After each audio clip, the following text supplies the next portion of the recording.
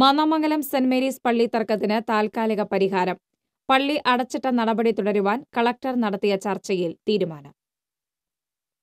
ഞായറാഴ്ച പള്ളിയിൽ കുർബാന നടത്താൻ അനുവദിക്കണമെന്ന ആവശ്യത്തിൽ നിന്ന് കളക്ടറുടെ നിർദ്ദേശത്തെ തുടർന്ന് യാക്കോബായ വിഭാഗം പിന്മാറിയതിനെ തുടർന്നാണ് താൽക്കാലിക പരിഹാരമായത്.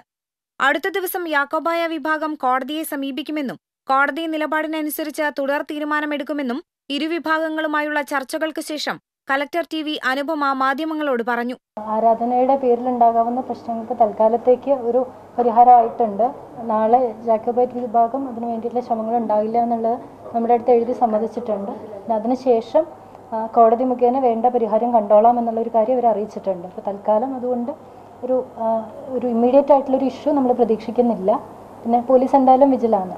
കോടതി ഉത്തരവിൻ്റെ പുറത്തുള്ള ഒരു ക്ലാരിഫിക്കേഷൻ, അതിൻ്റെ ഒരു ആരാധന സ്വാതന്ത്ര്യത്തെ പറ്റിയുള്ള ഒരു ക്ലാരിഫിക്കേഷൻ ലഭിക്കുന്ന മുറയ്ക്ക് ആർക്കാണ് ഫേവറബിൾ ആയിട്ടുള്ള തീരുമാനം കിട്ടുന്നത് അവർക്ക് മുന്നോട്ട് പോവാം. അപ്പം നമ്മളെ സംബന്ധിച്ചിടത്തോളം ഒരു ലോ ആൻഡ് ഓർഡർ ഇഷ്യൂ നിലനിൽക്കുന്നുണ്ടായിരുന്നു.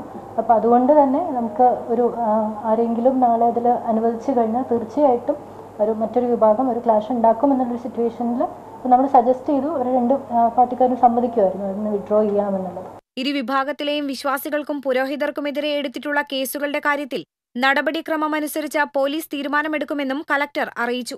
നിലവിലുണ്ടായ സംഘർഷാന്തരീക്ഷത്തിന്റെ പശ്ചാത്തലത്തിൽ പള്ളിയിൽ നിന്ന് വിട്ടുനിൽക്കാൻ ജില്ലാ ഭരണകൂടം മുന്നോട്ടുവച്ച നിർദ്ദേശം ഇരുവിഭാഗങ്ങളും സമ്മതിച്ചതിനെ തുടർന്നാണ് പ്രശ്നത്തിന് താൽക്കാലിക പരിഹാരമുണ്ടായത്.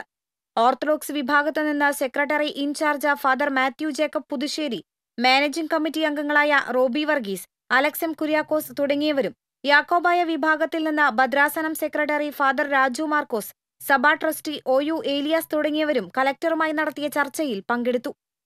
TCV തൃശൂർ.